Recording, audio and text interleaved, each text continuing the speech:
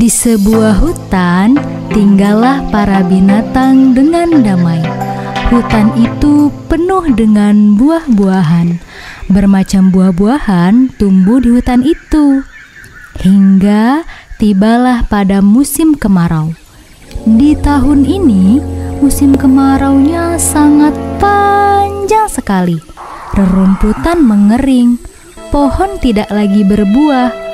Seluruh hewan sedih, termasuk si kancil. Si kancil meringis karena menahan lapar. Sudah 3 hari ia tidak makan karena tidak ada rumput yang bisa dimakan. Aduh, perutku jadi melilit gini. Sakit. Sudah 3 hari aku tidak makan. Bisa-bisa aku kena penyakit mah ini. Si kancil terus saja mengeluh karena sakit perut. Pada saat itu ada suara mendengkur. Si kancil celingukan mencari asal suara.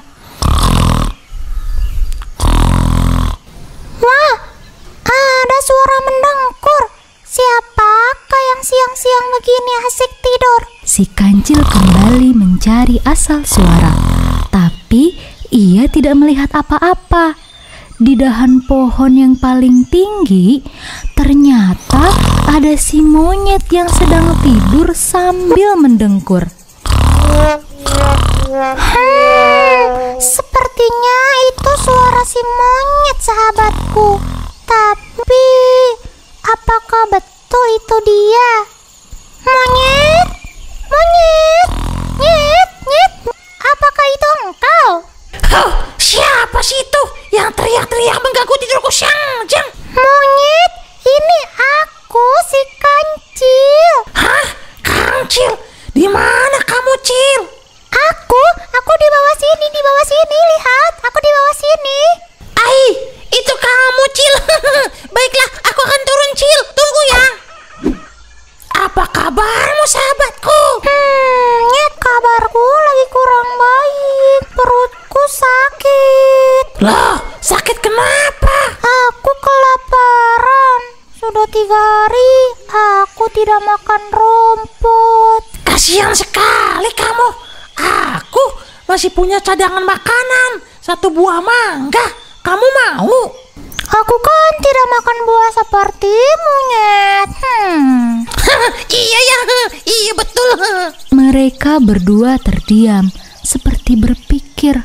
Si monyet kembali membuka pembicaraan. Lalu kita harus bagaimana? Kalau begini terus, kita bisa mati kelaparan. Bagaimana kalau kita mencari hutan baru? Siapa tahu di sana ada banyak makanan.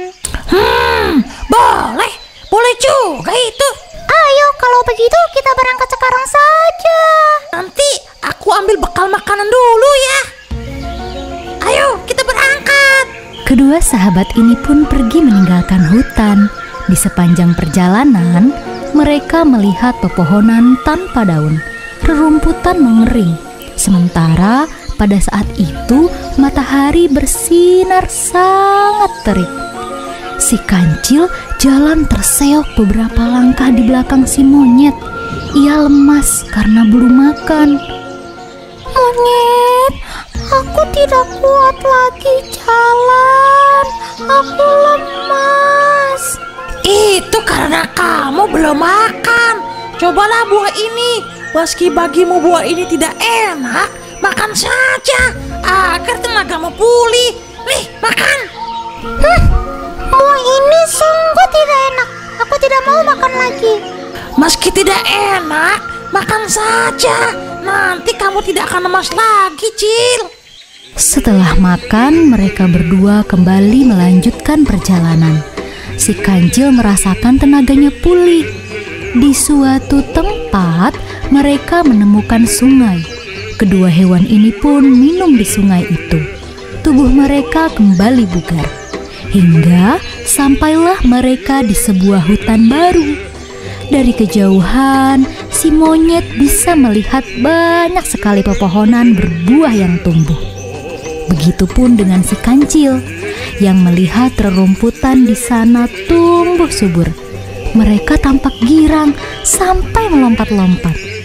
Asik, kita menemukan hutan yang penuh dengan makanan. Kita tidak akan kelaparan lagi, monyet. Hore! Mereka pun kemudian berjalan mendekat ke hutan tersebut dengan rasa girang. Namun saat sudah dekat dengan hutan tersebut, si monyet dan si kancil mendengar auman singa. Mereka berdua mendengarkan dengan seksama. Kemudian mereka berdua berjalan mengendap-endap di antara semak belukar. Mereka mengintip.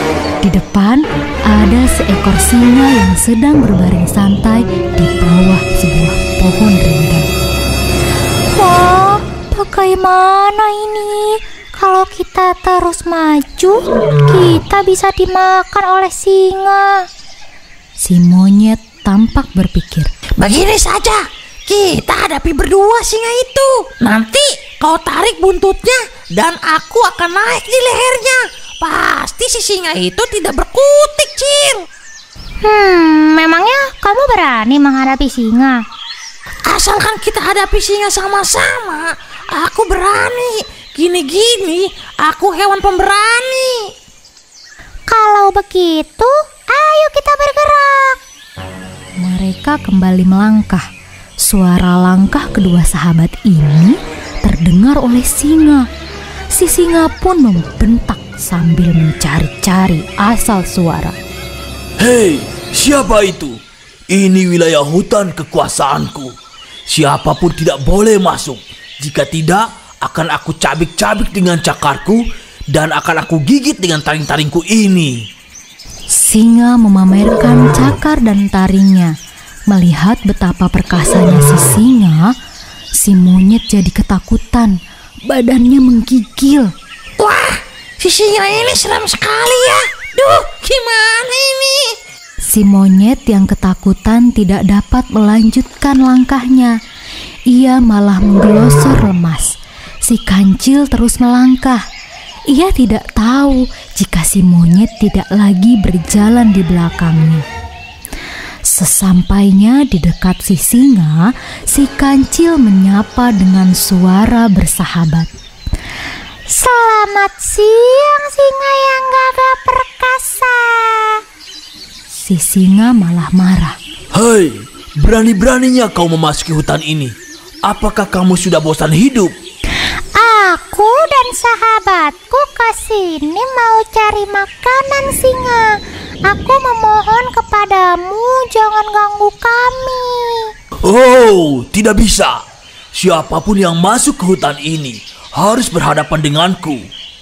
Kalau memang begitu, aku dan si monyet akan mengeroyokmu.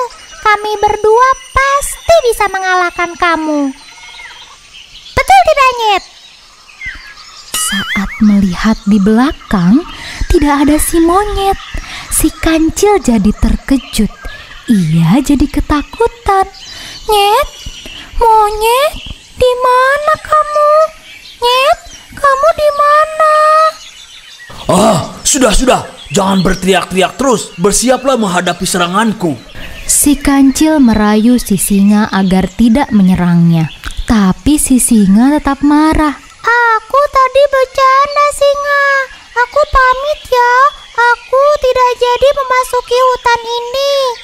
Singa melompat dan menerkam si kancil. Si kancil tidak berdaya dan berteriak meminta tolong. Tolong aku, monyet. Nyet, di mana kau? Tolong aku, Nyet. Si monyet yang masih ketakutan tidak dapat berbuat apa-apa. Ia hanya mendengarkan teriakan si kancil yang meminta tolong. Sebentar lagi kau akan kujadikan kancil panggang. Pasti dagingmu renyah dan gurih. Si kancil tampak berpikir. Ia mencari ide untuk mengelabuhi si singa. Singa, jika kau makan aku, kau pasti akan diburu oleh ayahku. Apa? Memangnya siapa ayahmu? berani memburu aku? Ayahku adalah binatang yang gagah perkasa. Jika kau bertarung dengannya, kau pasti kalah.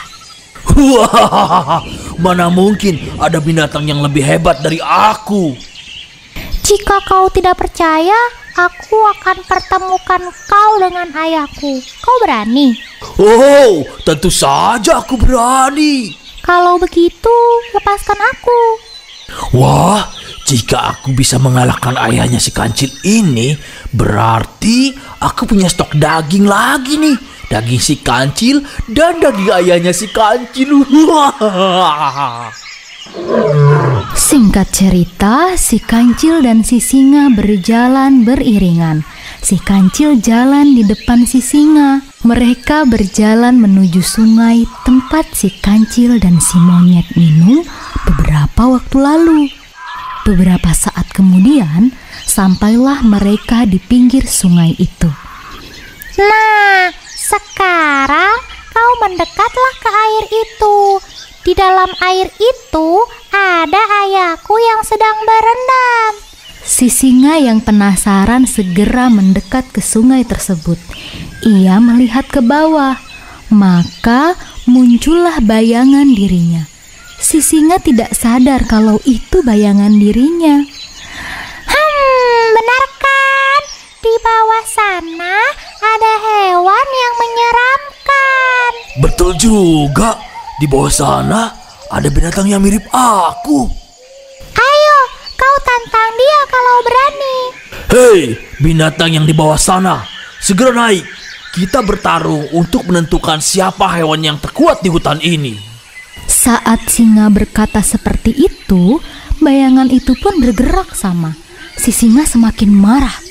Kalau kau berani, kau saja yang mencebur. Baiklah, aku yang akan mendatangimu.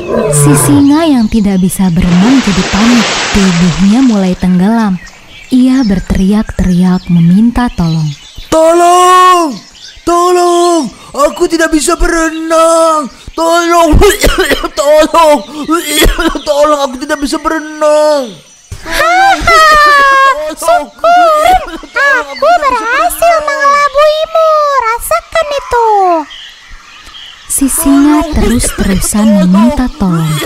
Tapi tidak ada satupun binatang di hutan itu yang datang untuk menolong si singa. Hingga akhirnya tubuhnya pun tenggelam. Nah, demikianlah cerita tentang si kancil yang cerdik. Pesan dari cerita ini bahwa kecerdikan itu sangat membantu hidup kita. Dan agar kita cerdik, tentu kita harus banyak belajar.